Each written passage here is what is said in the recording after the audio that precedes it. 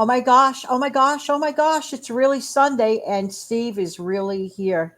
We are here together with the Everywhere with Steve Young 74 channel. This is Steve. How are you, Steve? Thank you for being here today. Sure, I'm good. I'm good. I'm well. How are you?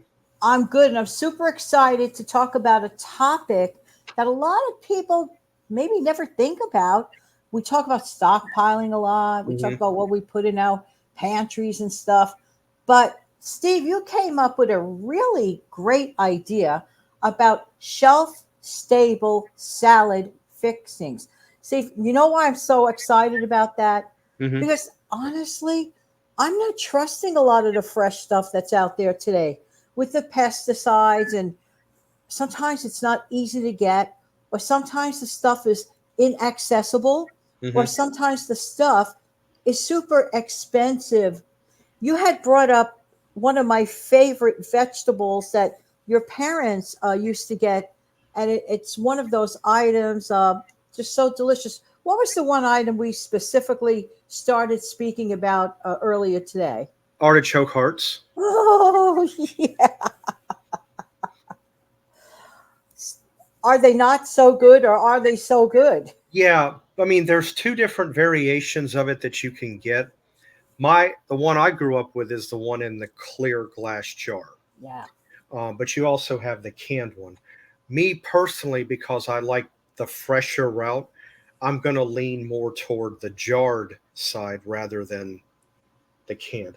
Not that I don't use canned stuff, but if I can get it jarred, instead, I will go after it that direction.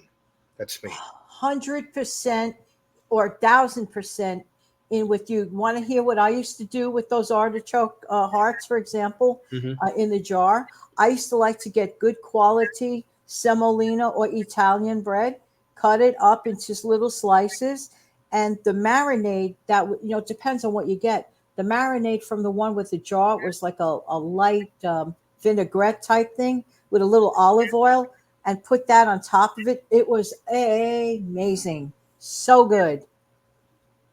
So delicious. So is that your parents would put it in like a salad or just eat it independently? Salad. Yeah. Mhm. Wow. Now Wow. my mom, now my mom, of course, from time to time, yeah, she would go ahead and eat it, you know, with a fork right out of the jar. But most of the time, it was on a salad. That's from what I remember. And what I like again is that it's easily accessible. Like if you buy these jars ahead of time, you could put them away. Steve, is there like another jarred item that would be a great idea to keep handy so that we could put a salad together practically any time? Yeah. Well, actually, I've got two others. One, if you like green olives, that's good. I do. Um, Again, I stick. I know a lot of people may have heebie-jeebie about glass and jars, but um, I just prefer if I can go non-canned item, I will. It's only Mhm. because of the way I grew up. Not that I don't like canned items. I do. There's certain things I do have to get in a can. I have no other recourse. But if it's available in a jar or some other form, I will get it that direction. Well, one of them is the green olives, as I mentioned, and another one I also like, and it comes in two different variations. You got it in the can, you got it in the jar. Mushrooms. Yes, yes, yes, yes. So a person could, let's say a person happens to have their favorite kind of lettuce, but they don't have any other fresh vegetable. They could absolutely go to their pantry and pick out a couple of things. I tend to agree with you. The flavor of food coming from a glass jar is way fresher. Oh yeah. Way. There is a big difference in my honest opinion. You know something, Steve? Sometimes do you ever see like those variations of bacon pieces, Yes. bacon this, bacon that? There could be a little confusion with some of them. What are the differences of those Well, bacon pieces? yeah, I only know of two different variations. One is the imitation bacon bit, and to me it's very crunchy. It can be hard on the teeth. I don't really like those.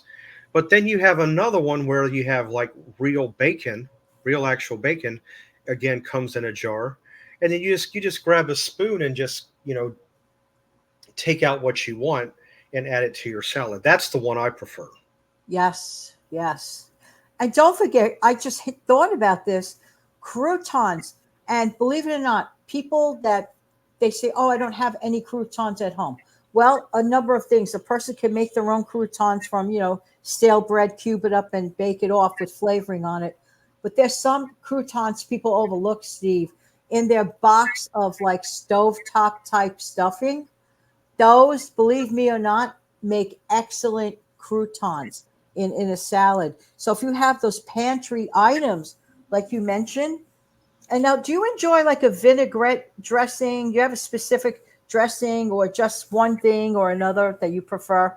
Not really. I've got several dressings that I actually use. Ranch is one. French was another one. French was one that I used to love as a kid. When I was a kid, all I would use is French dressing. Oil and vinegar, olive oil, and a good red wine vinegar is good. Um, Balsamic vinaigrette, Italian. I'm. Those are just a few. Caesar. Those are just a few that I personally like that I would use. Because I don't have just one dressing. I've got about five or six I like. Right. So You're not stuck with one. Sure. no, no, because it's always good. It's always good to have a little bit of a variety. I wouldn't want to just be pinned down strictly just this right here. So um, no, there's several different ones. Um, those are the ones I like. Um, Yes. And you want to hear something that I do to make an Italian sandwich, as I call it? Like sometimes those 6 foot heroes, they're so delicious, like the Italian version. Then I ask mhm. myself, what do the people seem to do to make it taste so good? Lots of times they put like those in the glass jar, those like fire roasted peppers or just roasted peppers, and then maybe add a little bit of olive oil to the top of the sandwich and add other stuff.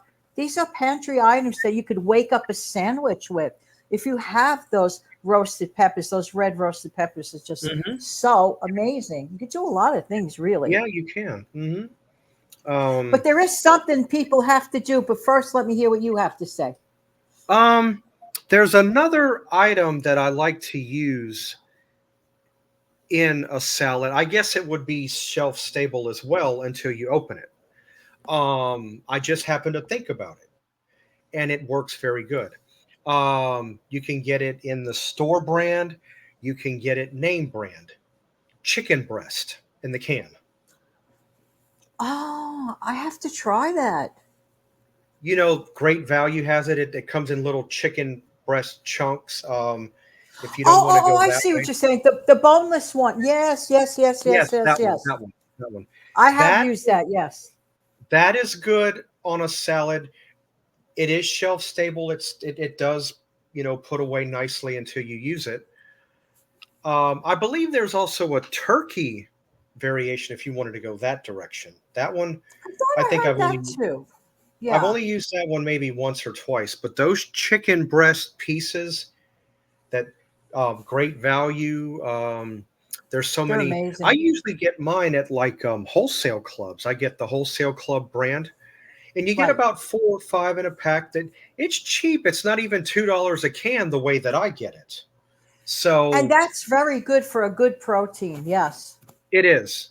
Um, and you don't even have to use it on a salad. You can put it in just about anything, you know. Right. Um, but that was something that just happened to pop up in my head was, the I'm boneless really chicken. glad you reminded me about that because that's one of the things I want to stock up on in my stockpile in my pantry. Because Hmm. sometimes, tuna fish is great, it's good, but I like the alternative of the chicken option. That's why I was like thinking, oh, I forgot about that for a minute because I really Hmm. need to update it, and pick Yeah. some up. I did get some about a month and a half back, but I went into my pantry and I did use it. So Well, it's funny that you mention on another side note, you just happened to mention it just now. Tuna is yeah, another good yeah. uh, salad, uh, that's shelf stable as well. Um, I'm okay with the chunk light. I'm perfectly fine with that one. Yeah, I like it. If I get a good enough deal on it, I'll definitely buy the solid white albacore. I've used it as well. Um, I think the chunk light is what I've noticed. It's a little bit less dry. To me, it has more taste. It has more taste. It reminds me of Italian tuna. It has a similarity to it. Yeah, the albacore, you have to doctor it up. I've noticed it's too bland. It's good, And it's more money. right? You're paying an extra $3, $4 for the same. What it is you're comparing a dark meat, which is what chunk light is. Yeah. Albacore would be the white tuna, like the chicken breast. So you could Yes. yeah, the cost is going to be more, absolutely. No, tuna is another one. I don't know. Basically, the sky's the limit. But these are I like these different items that we've been discussing here. You know what you reminded me about, Steve? Do you ever go into like the dollar type store and you see this little can? It looks like it's so cute. It looks like a baby version of a ham, like of canned ham. Like Yeah, it looks oh so cute. You could cut that's already pre-cooked. Cut that up and throw it into a salad as well. yeah. One of the brands that I'm familiar with that makes that triangular rounded shaped ham is a brand called DAK, DAK. That's exactly the one. Oh, how cute. Is It that the still one that you? exists separate. Yeah. Yeah, yeah. Well, I mean, because I'm going to be 50, in 6 months. So, I mean, I've been around. I mean, I've been on the earth for a while. So, yeah, there's a lot of things that surprises me that a lot of people um, know. Don't, let me put it this way: a lot of things that people don't know that they're actually surprised that I know. How do you know that? How do you know this? How do you know? You're only that. Yeah, but don't forget, I'm also observant. I observe. I look. I see. You Yeah, know, you do. and You do. I've learned a lot being observant, where I don't say a whole lot, keep my ears open, and do a lot of listening. So that's what I tend to do. But yeah, the DAC brand is the one that I remember pretty vivid. Um, Yeah, it's I'm so happy to hear it still exists. And these are great shelf stable salad fixings. But you know what else is important that people do? They have to remember to do the following.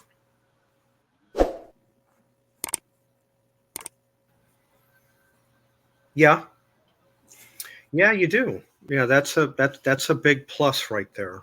You definitely got to do that. Yeah, because right now that's what I'm trying to do on my channel. If I can just throw this in, um, I'm I'm right around the 2/3 mark of approaching, the 1,000 requirement. So right now, my big, what I'm concentrating on is getting more subs. My watch hours is more than decent, but now I'm trying to focus on my sub count. You know, Steve, I don't blame you. I'm glad you're taking a minute to bring up this topic. It is very important. Yes, it is great that Steve gets super thanks intermittently, maybe on and off, once in a great. But the really great thing will be when Steve can actually get 1,000 to hit the subs and get fully monetized. I don't know these other sounds, what they are. Do you? oh shoot. For some Anyway, reason, if you happen yes. to hear that, unfortunately, I don't have headphones. That is somebody outside with a blower. Oh, okay, okay. Anyway, well, we're just about pretty much finished Yeah. anyway, but I just want to remind the folks to never ever give up and to do this.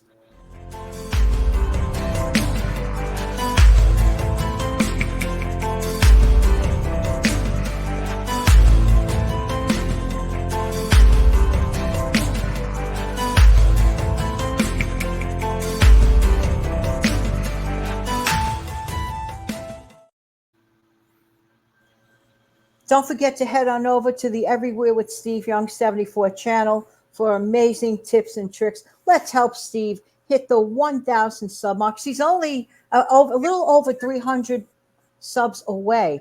He needs to get fully monetized. Needs to. If you have a friend that has a phone that likes this type of a channel, random and fun, send them over there. We really appreciate it. Thanks again, Yeah. Steve.